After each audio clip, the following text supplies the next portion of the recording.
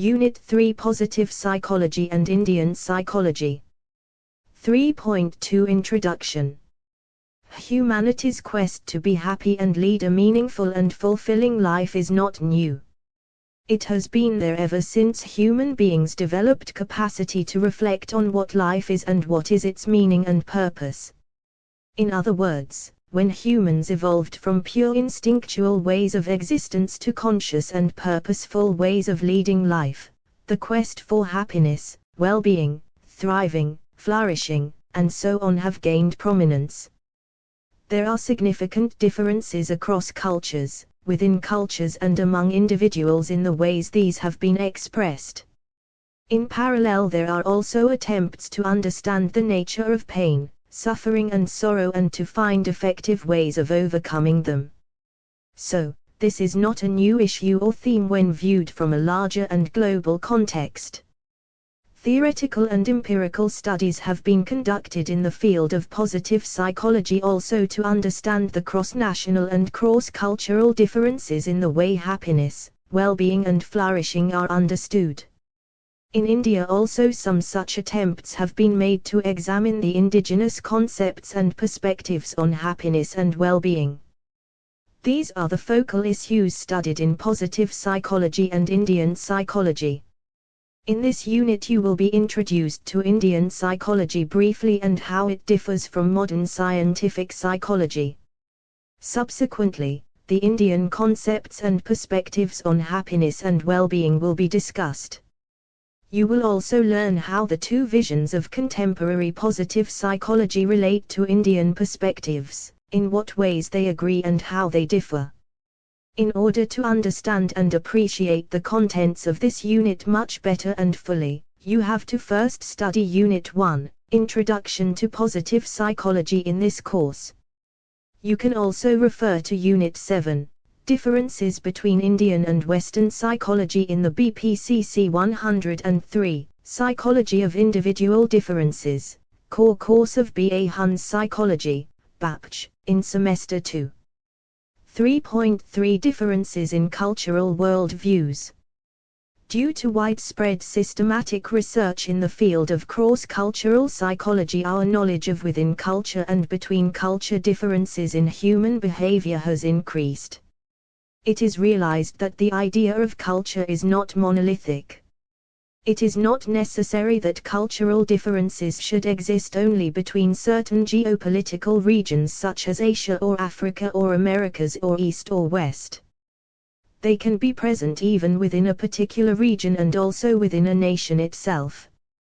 We speak of tribal people and their culture in our country and also subcultural differences across the country from Kanyakumari to Kashmir. Similarly, in North America, Australia and New Zealand they speak about indigenous people and their culture. With recognition of such diversity within a particular country and across nations, a new concept, multiculturalism, has been introduced. It refers to the view that within a dominant political culture there are minority groups.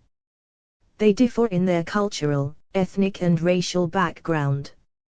Such differences need to be acknowledged and given importance in research and applied activities in our discipline. Another important outcome is the growing realization that cultural belief systems differ in their views about the nature of the universe and reality on the one hand and on the nature of life, awareness and mind on the other. Together such beliefs constitute the basis for shaping the ways of thinking, eidos, and the ways of living, ethos, and guide people in their day-to-day activities. They have been denoted in anthropology as cultural orientations, value orientations, unconscious systems of meaning, unconscious canons of choice, configurations, culture themes and core culture. A well-known sociologist, Pytrim Sorokin, studied world cultures before World War II and developed his famous theory of social cultural dynamics in which he spoke of cultural mentality /outlook. Several other thinkers have employed different terminologies to refer to them: philosophy of life, world hypotheses, world outlook, assumptive worlds, visions of reality, self and world construct system, and many others. In recent years the term worldview has been used more frequently in place of many of the above terms. 3.3.1 Psychologies and worldviews. A worldview is a way of describing the universe and life within it both in terms of what is and what ought to be. From this a set of beliefs emerge that include a. Limiting statements and assumptions regarding what exists and what does not, either in actuality, or in principle, b. What objects or experiences are good or bad, c. And what objectives, behaviors, and relationships are desirable or undesirable. Since a worldview also determines a. What can be known or done in the world and how it can be known or done, they provide the epistemic and ontological foundations for other beliefs within a belief system. Epistemology is that branch of philosophy which studies how to develop valid knowledge about any phenomenon. Ontology is that branch of philosophy which studies what things exist in the world. Since modern psychology is rooted in what is called naturalist worldview, it rejects the idea and belief in supernatural or spiritual reality. It also holds that only empiricism is the best means of obtaining valid knowledge. It has no place for a belief in the existence of soul or spirit. It does not recognize intuition and revelation as possible ways of obtaining valid knowledge. Worldviews also give rise to beliefs about what goals can be sought in life and what goals should be pursued. They set the tone for conceptualizing the meaning and purpose of life, and motivation and goals to be pursued. In this regard, modern psychology views life as a one-time affair, a duration between two events, birth and death. It has not accepted the idea of the continuity of the life, the soul, and the ideas of reincarnation and liberation, which are part of the spiritual worldview. In other words, many aspects of human nature and personality that are associated with the spiritual beliefs are rejected in toto. Therefore, cognitive psychology, developmental psychology, personality psychology, social psychology and abnormal psychology, which lay the foundation for our understanding of human behavior, are limited in their scope. It is argued that modern scientific psychology, developed primarily in the background of Western cultural belief system or worldview, is incomplete and inadequate to understand complete human nature. Its avowed aim of studying mental functions and behavior scientifically in order to develop theories, principles and laws of universal application is increasingly doubted. It is observed that generalizing them to people of other nations and cultures has severe limitations because of important differences in cultural worldviews. Hence, the claim that it can arrive at universally applicable laws and principles is questioned and debated as universalism versus contextualism. But in many Asian and Eastern cultural worldviews, the human possibilities rejected in the naturalist worldview are accepted as valid. Not only that, even within Western societies where the naturalist worldview is very dominant, there are minorities who subscribe to a spiritual worldview.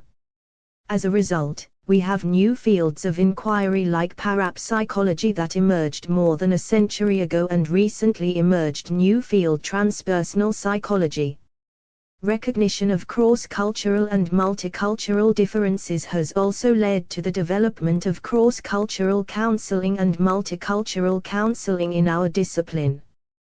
They are very important in the present age because there is an increase in migration of people from one country to another.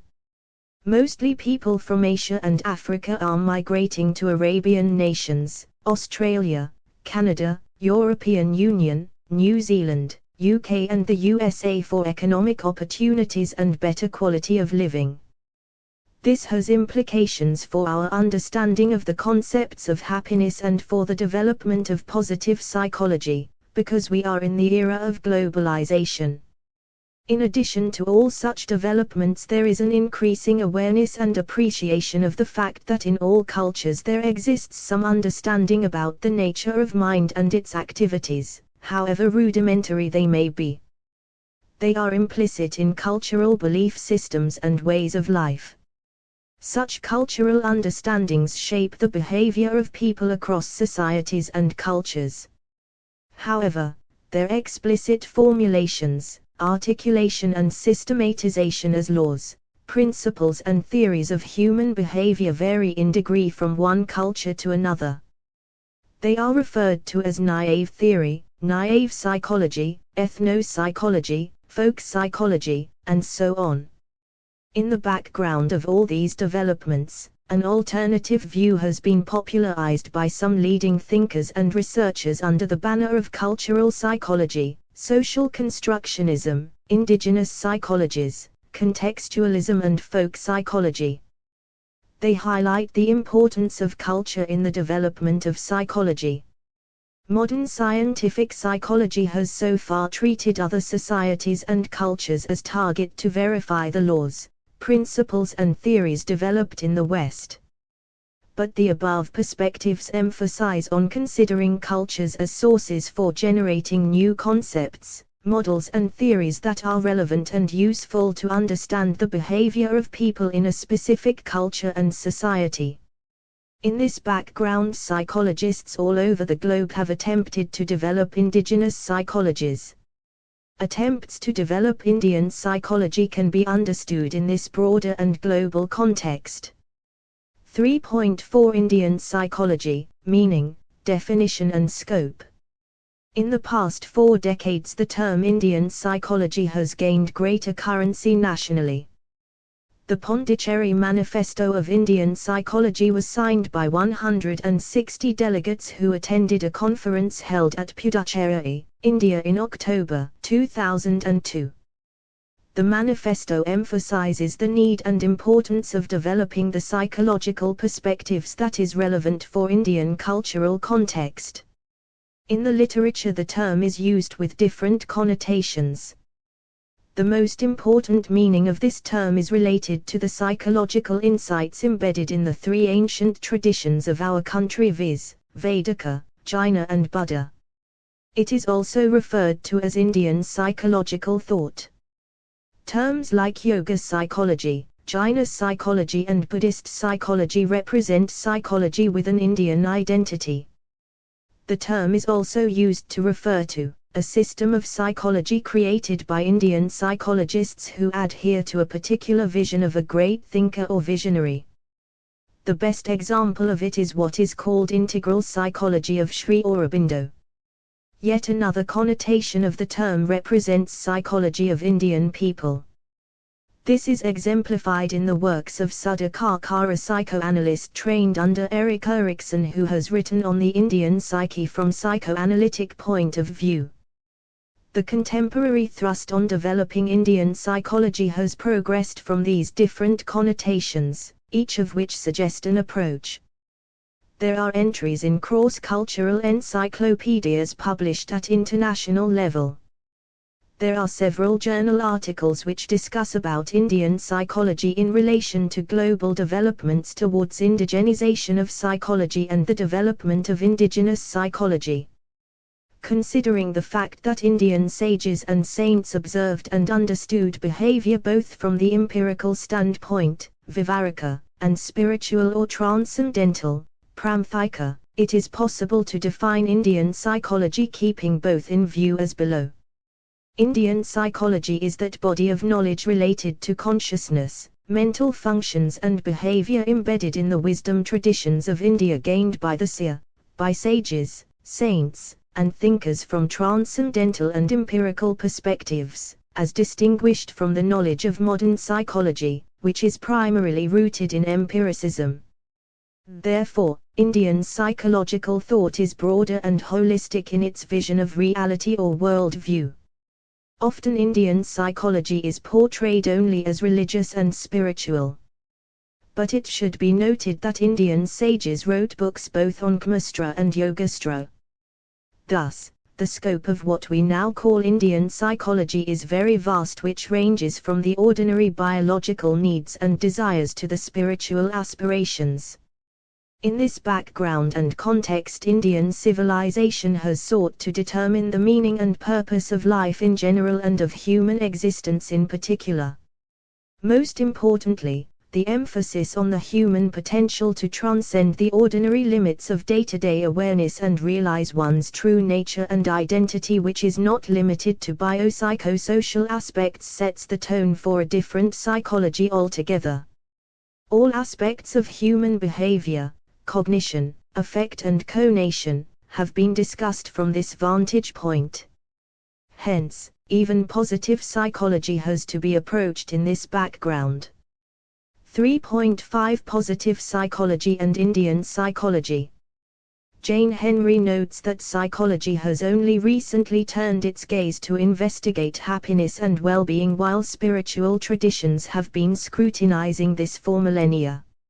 Lomas, Case, Cratty and van der Wiel have published a study entitled A Global Theory of Happiness.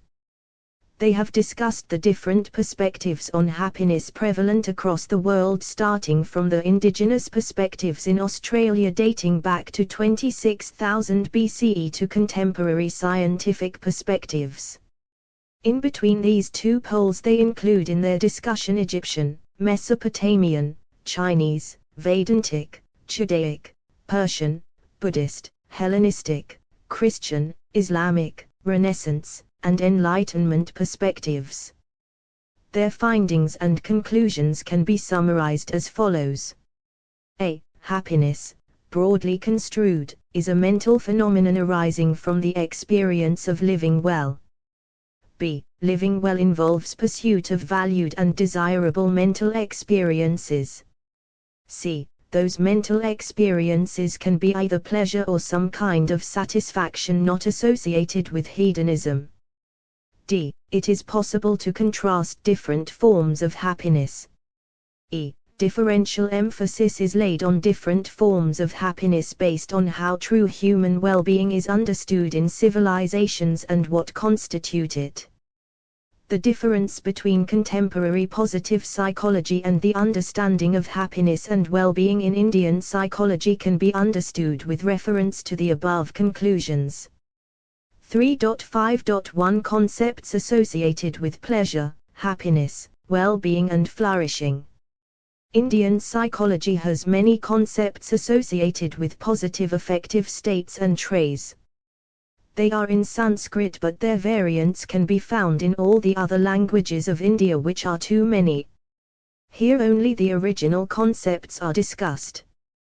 We can classify them into four broad categories. 1. Those which represent happiness in the ordinary states of consciousness. 2. Those associated with the sense of health and wellness. 3. Those associated with development and welfare. And 4. Those associated with transcendental/spiritual state of consciousness. 1. The first category includes sukha, agreeableness, santosha, happiness, ulsa, pleasantness, harsha, joy, shanti, peace, tupti, satisfaction, tushti, contentment. These affect states are commonly related to our experiences of day-to-day transaction with empirical reality. They are used in different contexts. They are determined by biopsychosocial aspects. In particular, over the years in popular usage, the word sukha is associated with bhoga, which connotes material pleasures, though in the ancient literature no such specific association was made. Among these many concepts, tupti, satisfaction, and tushti, contentment, are considered as the most important ones to remain happy and have a sustained sense of well-being. Perennial dissatisfaction, atupti, is compared to a demon whose hunger is never satiated. A famous Indian saint of Karnataka, Purandara Dasa, says wanting more and more, greed, and not wanting to experience pain and wanting to have intense pleasure, is desiring a wasteful life. 2. The second category includes concepts related to sense of health and well-being.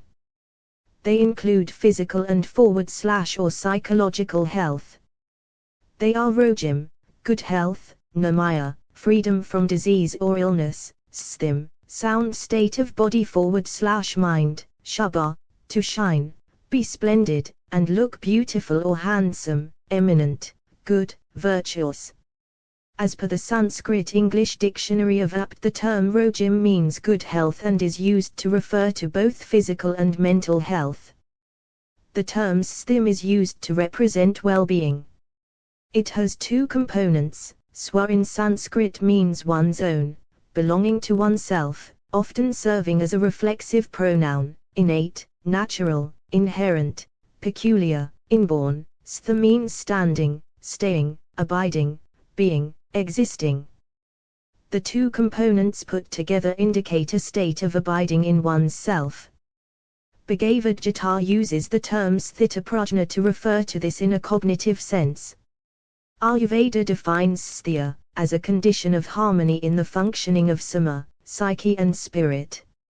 Sthya here refers to that condition of well-being in which the three dosha, body humours vata, pitta and kapha, 2 agni, digestive forces, and 7 chu, bodily constituents, remain in balance and harmony along with proper eliminative functions, malakriya, and pleasantness, prasana, of the sense organs, indriya, mind, manas, and self, atma. To achieve such a state, Ayurveda prescribes a holistic lifestyle that gives due importance to diet, nutrition, exercise, psychological attitudes and values, social interactions, and spiritual practices. Ayurveda has guided much of the Indian lifestyle in terms of food habits, religious practices, customs, and daily habits. 3. The terms Abhivdaya, Abhyudaya, Kalina, and Mangala are also used, which mostly denote growth, development, auspicious, welfare, and so on. These terms are used both with reference to individual and collective welfare. 4. Two specific terms Nanda and Sthita-prajna are discussed in the second category. We find detailed discussions on the nature of these two concepts in the Upanishads and Bhagavad Gita respectively. Just like the word sukha has been paired with material pleasures over the years, the word Nanda has come to be associated with yoga and spirituality.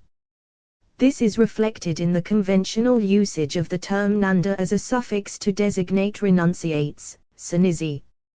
For example, in the Vedic tradition, Swami, Sadhu, Yogi, and Yati are given new names after they take up sannyasa, as Vivekananda, Ramakrishnananda, Chinmayananda, Yatishwarananda, Sampurnanda, and so on. However, in the Upanishads the word Nanda is used as a generic term to denote the mental experience associated with happiness. The word Sthita-prajna is discussed at length in the second chapter of Bhagavad Gita. It says one who is satisfied in one's self, tmani evdmantapta sthita-prajnastadakate, i.e., self-realized person remains satisfied in one's true nature and does not seek happiness outside. 3.6 Purushata, life goals worth pursuing. Living well involves pursuit of valued and desirable experiences that can only be possible if one makes a conscious choice. Therefore, conscious pursuit of what one values and desires is termed as Purushata. Thus Purushartha refers to the life goals worthy of human pursuit. It is what a particular person values in life and desires to fulfill. There are individual differences in this. Purushartha consists of 4 broad goals, namely, Dharma, Artha, Kama and Moksha. These 4 classes of desirable goals are considered equally valid. However, it is very much recognized that human beings pursue Artha and Kama more, which are materialistically oriented, and Dharma and Moksha less, which are spiritually oriented. In the Indian worldview, a human being is understood as a composite of Deha, physical body, Shiva, soul, and Atman, self. Though the Jaina and Buddhist traditions differ from the Vedic tradition with regard to the independence of Atman from body and soul, all 3 of them are accepted as sharing a spiritual worldview. From the spiritual perspective of India, souls undergo journey taking many births, and hence death of a person is not the end of this journey. Therefore, human life is not a one-time affair. It is not a time duration or period between two specific events, birth and death. This possibility has given rise to fundamentally different views on the meaning of life and life lived well. Second, not only humans are said to undergo many births and deaths, they also have the capacity in them to consciously stop this cycle with effort and get liberated or release from this. This is termed as moksha, mukti, kaivalya and sayujya in different traditions. Therefore, the goal of life and life well lived are defined keeping this highest humane possibility as the frame of reference. It is not only human beings, even animals can also attain liberation from the cycle of birth and death, in the Indian world view. Therefore, aspiring consciously to get liberated is considered as the Parama Purushartha, the supreme goal of human existence. In view of the above, a distinction is drawn between prayas and shriyas. Pursuit of those desires which springs from right philosophic knowledge, vidya, and help us to move forward in the attainment of the final goal of life is called shriyas. All other actions which are not guided by such knowledge is called prayas. 3.7 Nanda, sustained happiness and well-being. Indian psychological thought recognizes that man is animal and man is human. But it also goes a step forward to posit that man is divine/spiritual because it is developed and guided by a worldview that recognizes the reality of both physical and spiritual dimensions of human existence.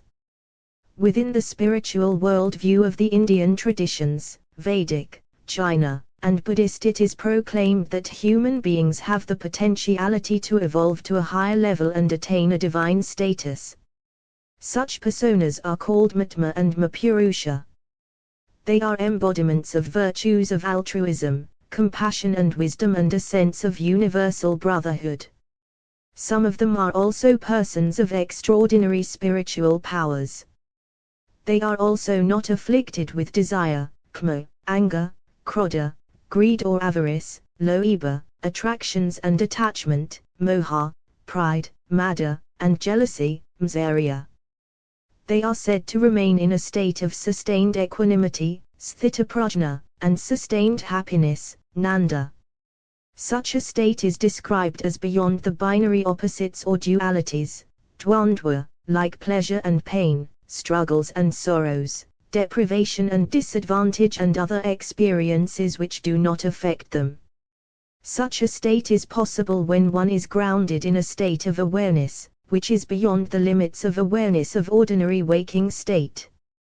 Hence, it is called transcendental/spiritual. Upanishads term such a ground state/transcendent state as turiya, which means fourth in Sanskrit, distinguished from waking, ja with Macron grt, dream, swapna, and deep sleep, sushupti. Turiya is known to support the other three states and it is ever present. Hence, being established in that state and functioning is considered the ideal state of well-being and flourishing. This is what Krishna tells Arjuna, when he says Yogastha Kuru, calm discharge your duty, being established in yoga, which is nothing but that transcendental awareness. For one who is in that state, dukkha and sukha in the ordinary sense are not of much consequence because they do not affect them. That is the essence of Krishna's instructions to Arjuna in the second chapter of Bhagavad Gita. Accordingly, Indian tradition has approached the issues of happiness, quality of life, well-being, flourishing and human welfare from a broader perspective as compared to that of the West. All the positive emotion, positive motivational and temperamental traits are discussed in terms of three gunas, viz., sattva, rajas, and tamas. The more a person develops sattva guna, the more such a person experiences an overall sense of well-being. This is the essence of Indian view. 3.8 Comparing the PP1 and PP2 with Indian perspectives. You have already learned about the two visions of positive psychology, PP1 and PP2 by Martin Seligman and Paul Wong respectively, in Unit 1. Refer to the unit for a quick recap. Here we can note certain important differences between PP1 and PP2 in the light of Indian thought. First, Seligman focused more on positive experiences, positive traits, and the community and institutions that help in the development of them. In this vision, the role of pain and suffering was not recognized. Second, Wong focused on this neglected aspects in Seligman's vision. He emphasizes that the term positive psychology need not imply we neglect the importance of what is seen as negatives of life. He has argued that even our struggles of life and consequent pain and suffering also contribute for human growth by providing meaning, if properly viewed, and thereby to our sense of well-being. Therefore, PP1 and PP2 taken together provide us a better picture which is not one-sided about the meaning of well-being than considering either of them. Wong, of course, has extended the vision of PP1, but due to his existential background and emphasis on meaning tend to focus more on this in his views. In contrast to PP1 and PP2, the Indian thought approaches the subject of well-being from a vantage point that goes beyond the binaries, as mentioned in the previous section. It is interesting and important to note that Abraham Maslow in his last work Farther Reaches of Human Nature, published posthumously, did recognize that human beings not only aspire to fulfill the need for self-actualization, they also have a need for self-transcendence. He termed them as peakers or transcenders. He distinguished them from merely healthy self-actualizers. Transcenders wish to remain in what U.A. Asrani described as unitive consciousness. Healthy self-actualizers, on the other hand, undergo peak experience or transcendent experience but engage themselves actively in society, actualizing their potentialities. Neither PP1 nor PP2 recognize transcendence as understood by Maslow or by Indian thinkers. The discussion of being values in Maslow's theory and the idea of meaning as one of the elements of well-being in PP1 and PP2 appear to be similar. In other words, both PP1 and PP2 do not speak so much about the need for self-transcendence in the Maslowian sense or what Indian rishis or yogis have envisioned. Thus, Indian psychological thought is guided by a broader and deeper world view. Our discussion of issues related to positive psychology need to be approached within that framework. This will help to expand the range and scope of contemporary positive psychology discourse. 3.9 Let us sum up. Human quest for happiness, well-being and flourishing, which are the key concepts of positive psychology, have been there from several thousands of years. Ever since human beings became conscious and their actions were not motivated by mere biological needs similar to animals, the problems related to pleasure, happiness and satisfaction have been encountered and discussed in all civilizations and cultures. It is found that these problems are related to experiencing a mental phenomenon, and that is possible by leading a life which is considered desirable and valued. Answers and solutions proposed range from experiencing only pleasure and avoiding pain, which is called hedonism, to finding satisfaction and contentment in pursuit of activities that are not necessarily seeking pleasure, which could even involve undergoing difficult moments and challenges. Therefore, the range of mental phenomena related to happiness is wide. That includes seeking pleasure at the one end to treating struggles, sufferings and sorrow in life as pathway to achieve a sustained level of well-being on the other end. Civilizations and cultures across the globe recognize them and have differential thrust on what is essential and desirable and what is ideal. This in turn is determined by the world views and what is considered as true human nature and what constitute them. Nations and societies differ in world views. Generally, there is dominant worldview in each nation with some sections of the society who are minority in number who may have a different worldview. Hence, between culture and within culture variations in worldviews have been documented. Contemporarily, considering all the civilizations from times immemorial to modern and postmodern period, two predominant worldviews are often distinguished, viz., material or naturalist and spiritual. Positive psychology has developed within the framework of naturalist worldview. Indian psychology has developed within the framework of spiritual worldview. The spiritual worldview upholds the possibility that human beings can themselves evolve to the level of divinity. Therefore, Indian culture looks at humans at three levels: human being as an animal, as unique human being, and as one who has the potential to reach divinity or Godhead. Accordingly, what is true and ideal state of happiness and well-being are also differentiated. There are many concepts which are employed in the Indian context to identify different levels of happiness and well-being. We can use them to extend and expand the range and scope of positive psychology.